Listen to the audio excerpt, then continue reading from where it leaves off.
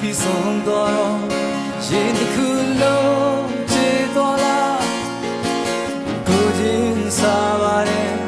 အိုးငယ်ချင်းသိမစားမှုရှစ်စပီလို့တွေ့ကြရမှာပဲဆုံးရှုံးခြင်းကတို့တွေပြေမလို့နိုင်မောပါလို့နေ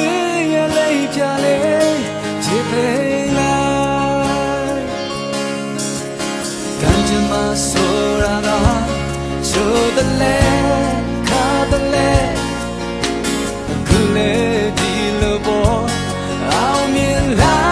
ရှုံးနေလိုက်လက်ချတဲ့ခိုက်ခွဲခဲ့တဲ့မင်းနှလုံးကအကြောင်းလေးကအမြဲတမ်းအမတရားပေါ်ရှစ်စရမယ်နေ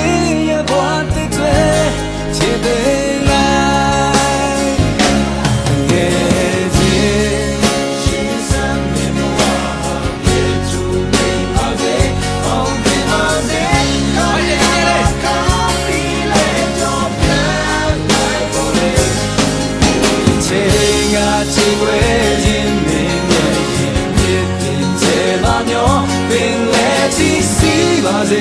အာဒီ